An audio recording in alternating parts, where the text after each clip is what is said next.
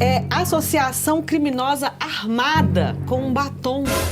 É isso aí, pessoal. Vamos ver esse vídeo aqui do Pavinato. Ele tá metendo pau no Cabeça de Ovo junto com os outros comentaristas. E tenho certeza que esse vídeo aqui vai mexer com vocês, pessoal. Então curta aí o vídeo, tá bom? E bora lá ver esse vídeo. Veja que a primeira turma do STF começou a julgar hoje, no plenário virtual, o caso da cabeleireira Débora Rodrigues dos Santos, que escreveu "Perdeu Mané com batom" na estátua da Justiça, que fica ali envergonhada em frente ao prédio do STF, durante as manifestações de 8 de janeiro. E o primeiro a se manifestar foi ele. Ajoelhem-se, incréus! O primeiro a votar foi ele, nosso ditador, nosso líder, nosso chacal. O homem que nos mantém a rédea curta, ele que não tem um fio de cabelo na cabeça, mas faz as coisas mais cabeludas, Alexandre de Moraes, que votou para condenar Débora a 14 anos de prisão. Ó, escreveu com batom na estátua, 14 anos de prisão. Eu queria ver ele fazendo... O golpe era tão elaborado que pretendiam me arrastar pelos cabelos. Não, parei. Na rapa dos pichador aqui em São Paulo. Nossa Senhora! Então, pichou com batom, 14 anos de prisão, sendo 12 anos e 6 meses de reclusão, com início do cumprimento em regime fechado, né, onde ela já está, né? E 1 ano e 6 meses de detenção em regime inicial aberto, sem contar a multa, porque a pessoa já fica sem emprego, já desgraçou a vida da pessoa e ela ainda, daqui a 14 anos... Quando ela pensar em recomeçar a vida, ela tem uma dívida acrescida de juros e correção monetária, porque ela está presa, né? Como é que ela vai pagar? Eu queria trazer para a nossa audiência a Mônica Salgado. Ela tem feito um trabalho de escrever em primeira pessoa, né? Ela faz um eu lírico das pessoas que estão encarceradas politicamente pelo 8 de janeiro. E ela fez um texto como se a Débora Rodrigues estivesse falando da situação dela. E eu fiquei muito comovido na época que ela fez este vídeo e eu queria compartilhar com vocês porque é esta mulher que a Mônica Salgado encarna em eu lírico que foi condenada a 14 anos de prisão. Pode passar, Alemão. Polícia Federal bateu na minha porta, em Paulínia, São Paulo, e me levou algemada na frente do meu marido, Bento, e dos meus 2 filhos, o Caio, de 10 anos, e o Rafael, de 7. Isso foi em março do ano passado. Eu fui para uma prisão, em Rio Claro, mas aí com a popularização da minha história, eu fui transferida para um presídio que fica a 225 quilômetros da minha casa. Eu tô numa cela, junto com presas comuns, na penitenciária feminina Santa Maria Eufrásia Pelletier, em Tremembé, São Paulo.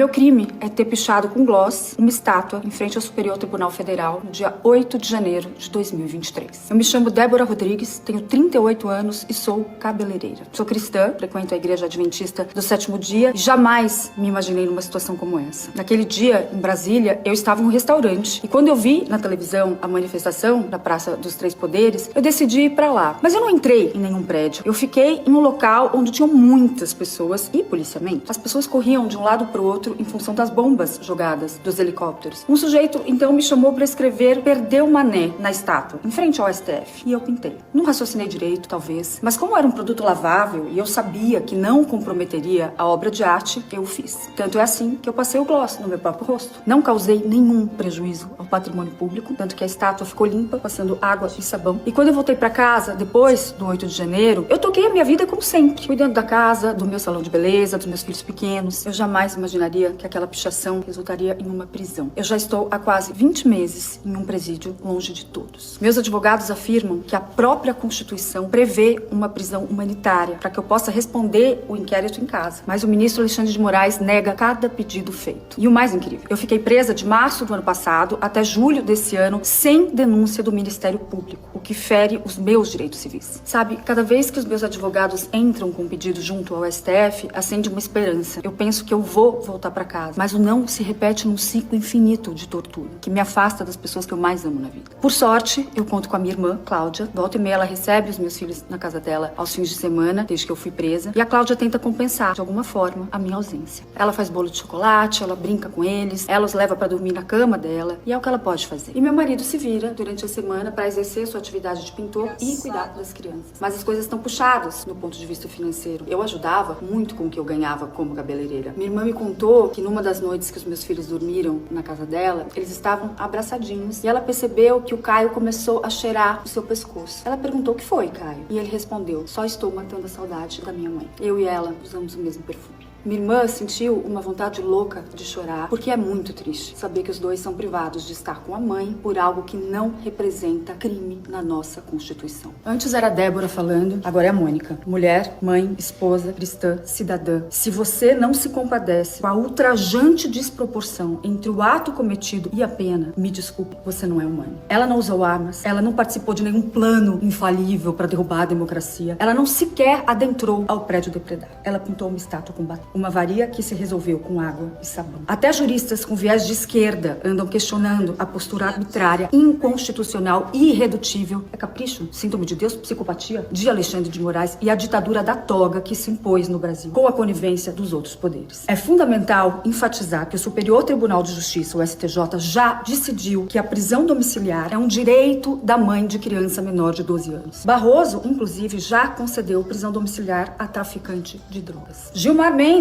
também do Supremo Tribunal Federal, reverteu a decisão de uma outra juíza, concedendo à esposa do Sérgio Cabral, condenada por desvios milionários, a prisão domiciliar. Em sua decisão, o Gilmar ressaltou que a ré possui 2 crianças que dependem da mãe para sua sobrevivência. Abre aspas. Não obstante as circunstâncias do delito, a concessão da prisão domiciliar encontra amparo legal na proteção à maternidade e à infância, como também na dignidade da pessoa humana. Portanto, prioriza-se o bem-estar do menor, escreveu o ministro em sua decisão. Salvar a democracia, senhoras e senhores, não se dará calando as pessoas nas redes sociais e criminalizando a opinião. A democracia só será salva quando a lei for para todos. Ana Paula, esse vídeo a Mônica Salgado fez em meados do ano passado e hoje ela foi condenada, ainda não, né? Teve o voto, né, do relator. Isso aqui não mexe com uma pessoa, eu não sei mais o que não mexe, pessoal.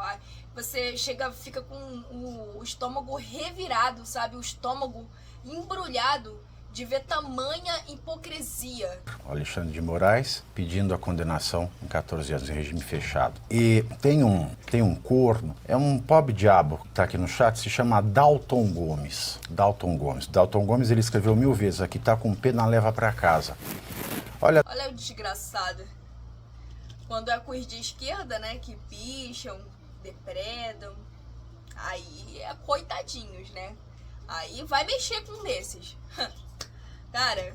Dalton, é direito dela mesmo. Se ela precisar, ela tem endereço fixo. Eu não sei se você, né, como vagabundo, tem. Mas deve ela ter tem. Mãe, né? Mas ela tem. Ela tem endereço fixo, com os filhos, com o marido, pai dos seus filhos. Porque vagabundo é meio difícil de entender, né? Leva pra casa, ela não precisa, ela tem. Mas se não tivesse, e porque ela tem o direito de estar em casa, eu receberia na minha casa. Já você, jamais. Ana Paula.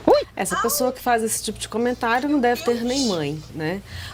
Poderia ter ido dormir sem essa, querida.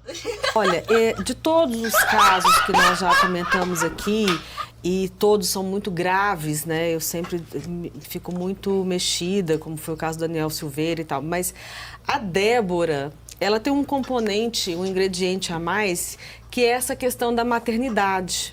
E a lei prevê essa questão dela estar em casa com os filhos, só que aqui no Brasil, a defesa da mulher, a defesa da maternidade não tem, né? Estão lutando contra a maternidade, mas a defesa da mulher é só para as mulheres de esquerda.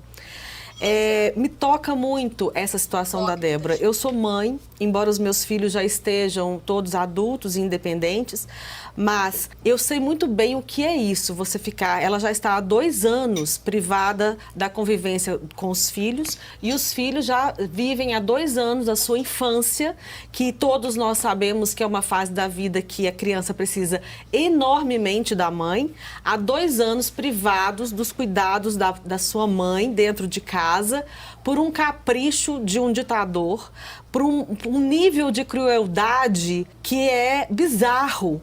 Nós estamos falando de uma frase com 2 palavras, de batom numa estátua, que nem foi depredação de patrimônio público tombado, porque foi só lavar. Então não houve esse crime, porque não depredou.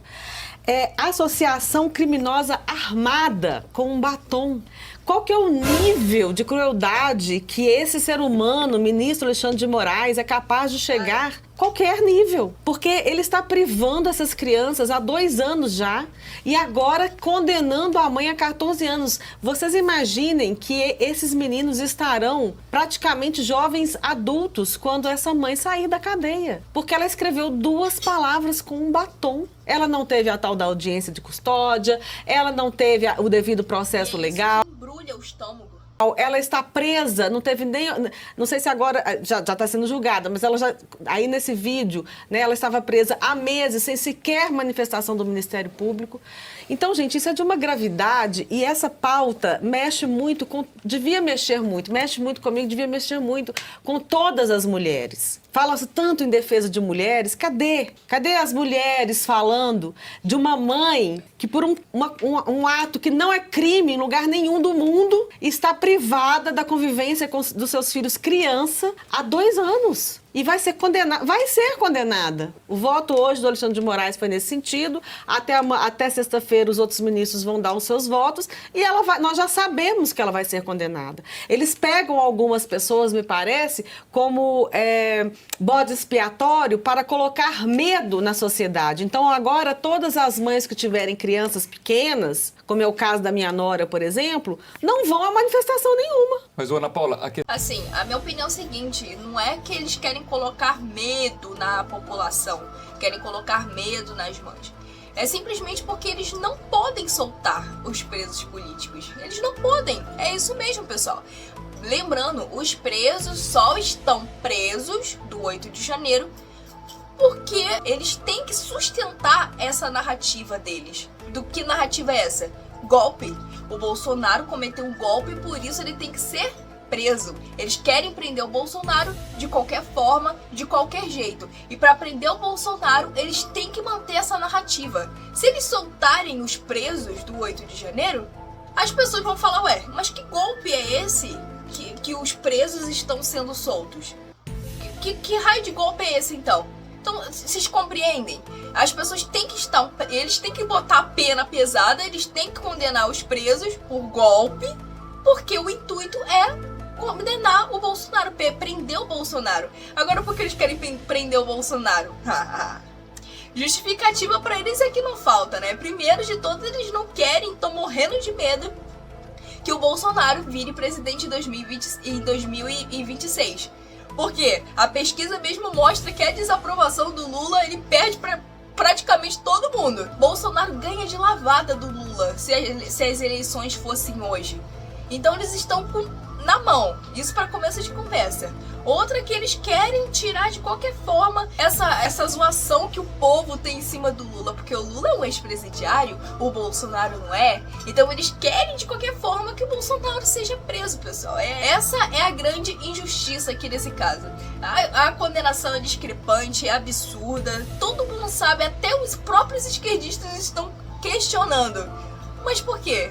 Tem que sustentar a narrativa. A questão é que, seguinte, que ela seja condenada, esse não é o problema. A questão, pra mim, é a dosimetria da pena. Véio. Se ela for condenada a 6 meses de prisão, que na prática não dá prisão nenhuma, me parece razoável para uma pichação. A questão é 14 anos. Mas não então, é uma pichação. Não, mas não pode. Você teria elementos jurídicos para punir alguém que pichou ou que passou batom. Pichou, não é tinta. Tudo bem, mas a questão, meu ponto aqui é, inaceitável são 14 anos. O que eu espero dos outros 10 ministros é que eles, ainda que venham a condená-la, que revejam a pena dada pelo relator. 14 anos é algo inadmissível. Ela teria que ter uma pena mínima que de cara já daria regime semiaberto no mínimo para ela. É verdade, que ela já É tá presa há óbvio, 2 isso. anos. Portanto, para mim esse é o ponto. Eu já nem brigo mais pela inocência dela. Ela precisa ser solta, ainda que condenada a uma pena mínima. É isso aí, pessoal. Eles estão achando que o povo tem cara de imbecil, né? Tem cara de palhaço, tem cara de idiota.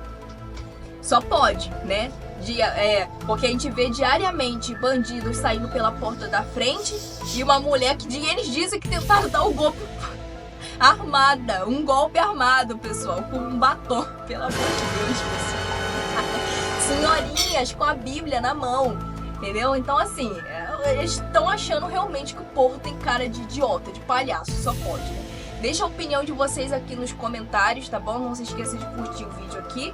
E eu encontro vocês no próximo vídeo, pessoal. Tchau!